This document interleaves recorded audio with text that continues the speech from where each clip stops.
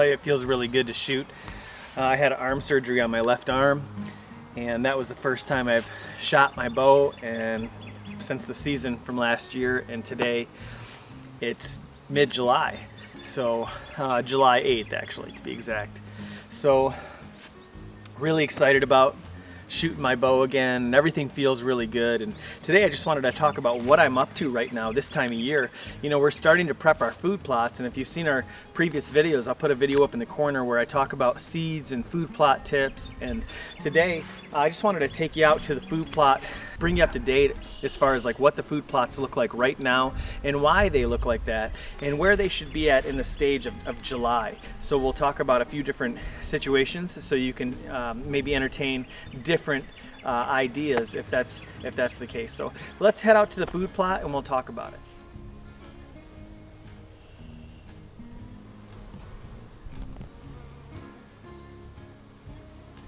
So over my shoulder here is a granny apple tree. This is our orchard. So we have our bees, our food plot, and our orchard out here. And in the springtime, the orchard is covered in honeybees. So you can see why we do so well with our fruit. These apples are one of the first things that deer come in and eat.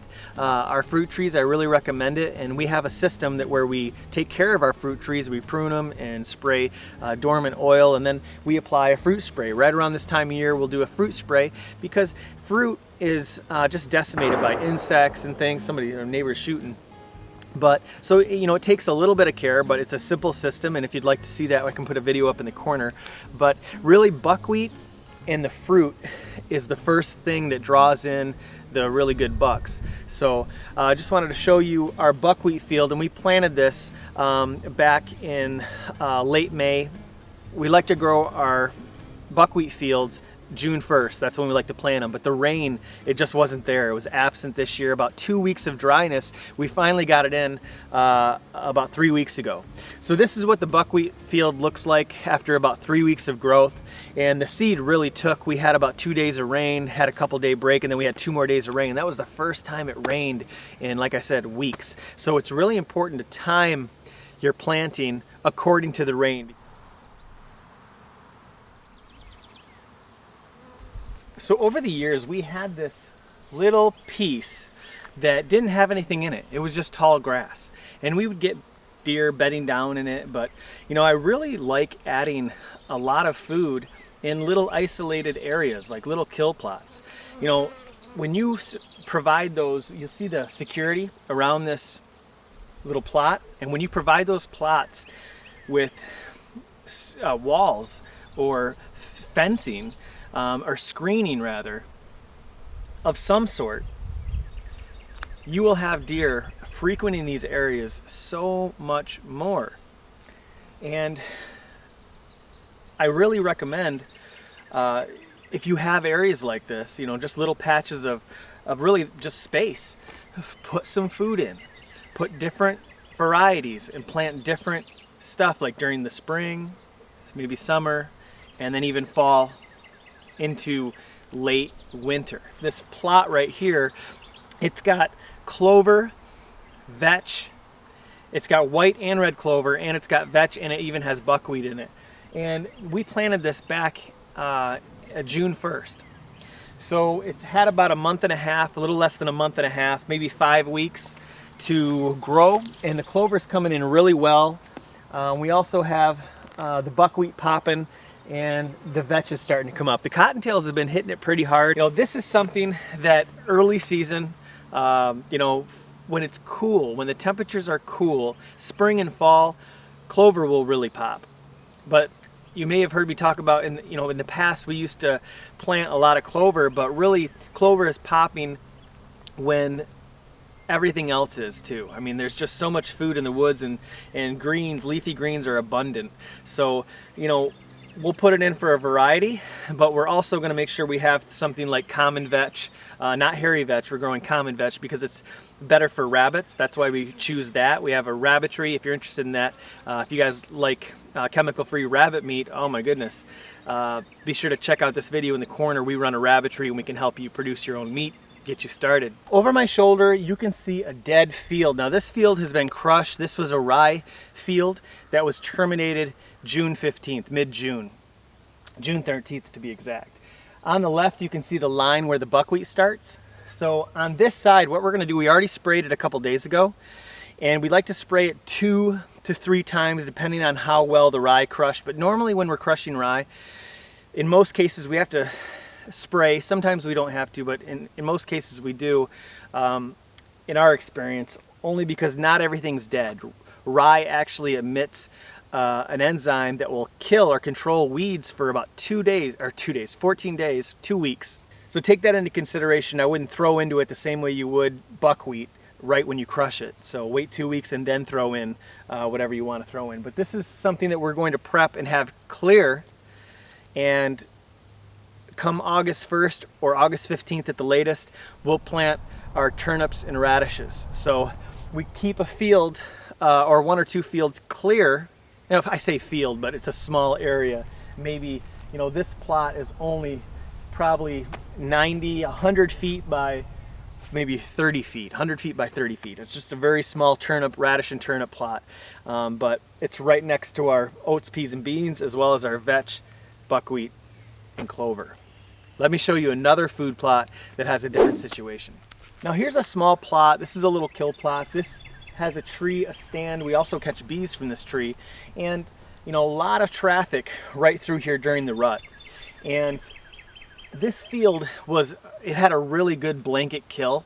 So when we killed this, we came back in July 1st and threw in some radish, and we threw in some clover, and even a little bit of turnips. Now it's not going to be the same situation. It's not going to be as good as say our clear fields, because we try to tap into the line of traffic that's coming through the property, which took a couple years to figure out exactly where they're coming and going. And then what we did was we put food plots, or we call them kill plots, along that line of traffic to tap into it, and hopefully, depending on whatever the wind is doing, we can capitalize on a deer stopping by and hitting some of this food, because we've patterned them by not pressuring the property.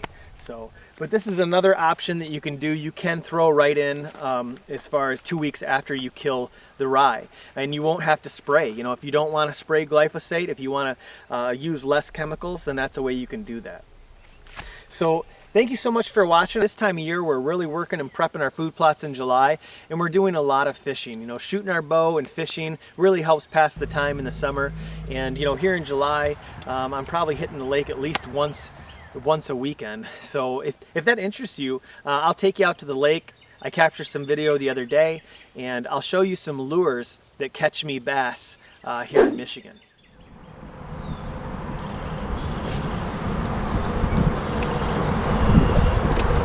Yeah, when nothing's happening, I can always count on this minnow.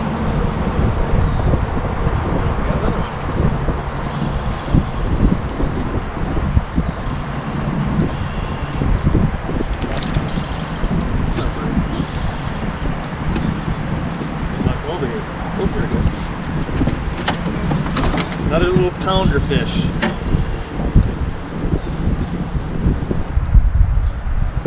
This little guy made a rookie mistake today.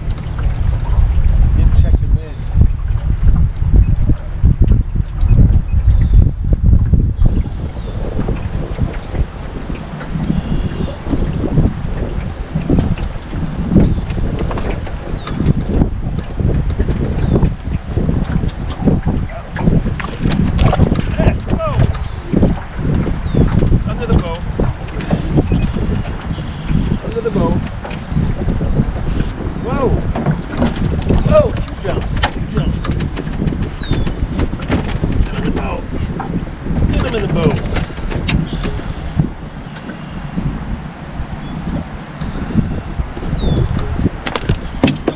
Just threw it. Jeez.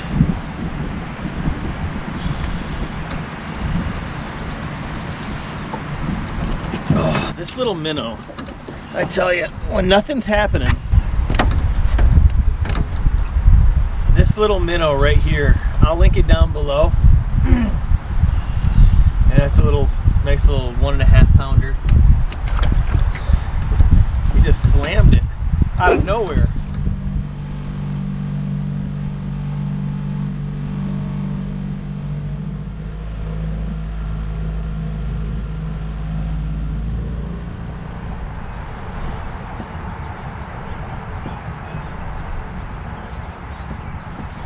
Yep. Oh, he's coming right after us. Let's catch up with him.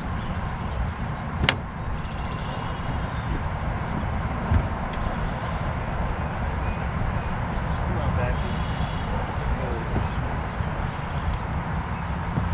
Good jump.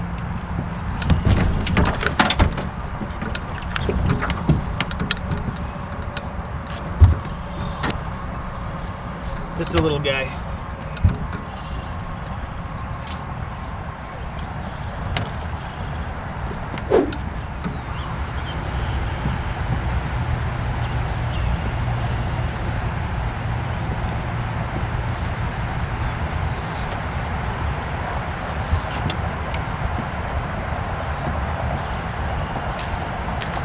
Man, they keep jumping like crazy.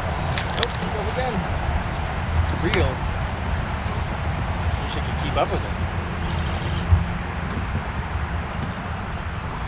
He's in the bass. He's in the... Wow, 3 jumps.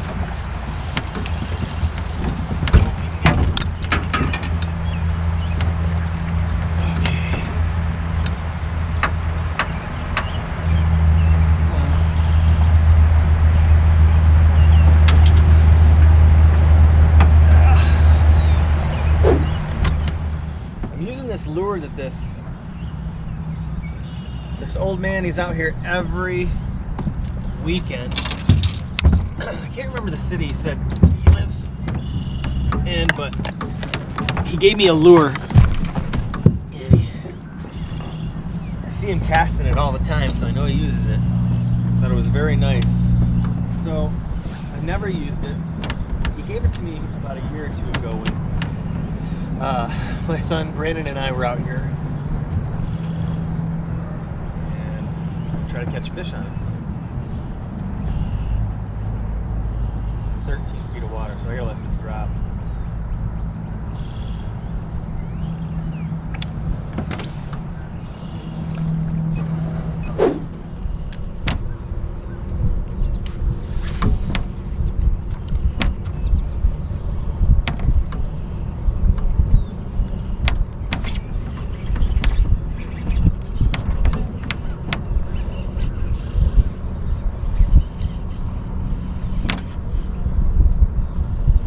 Out of here. And we just went down into a weed bed.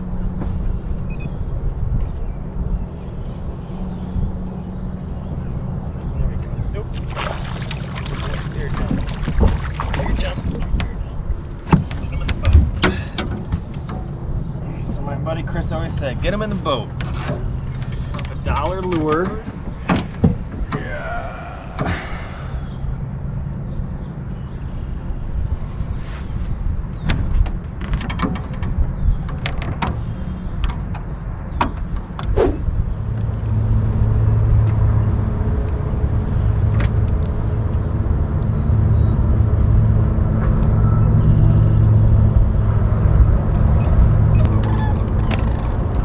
Sometimes I just give it a couple rips and it'll get the grass right off of it.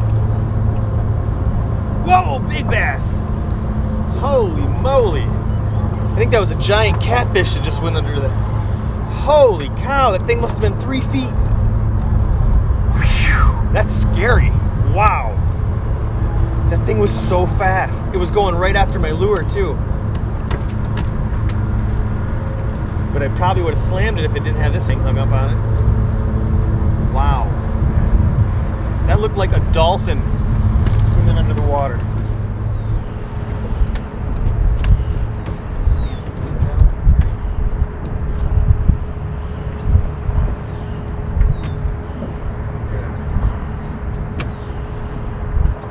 Got it. I had to catch up with him when he was coming right at me.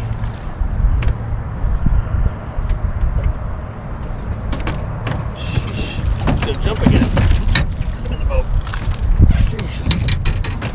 Off the jerk bait, and they just go after it because they think it's a dead fish. Easy prey.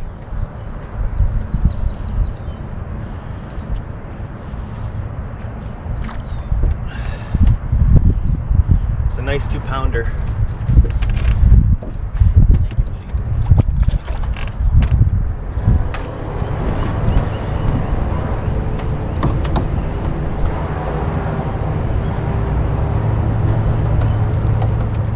Ooh, just missed it. Just missed a hit.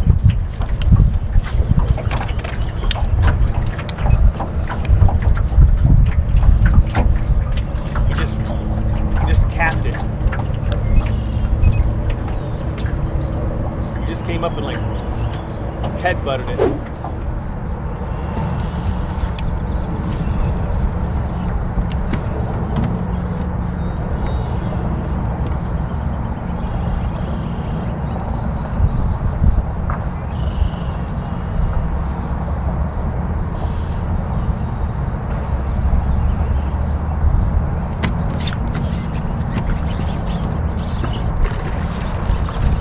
First bass off this frog.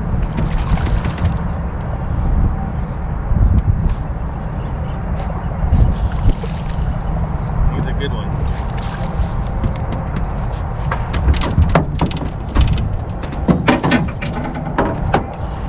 Did you look at that monster? Nice fish. You know what? I'm curious how heavy he is. He feels about 3 pounds.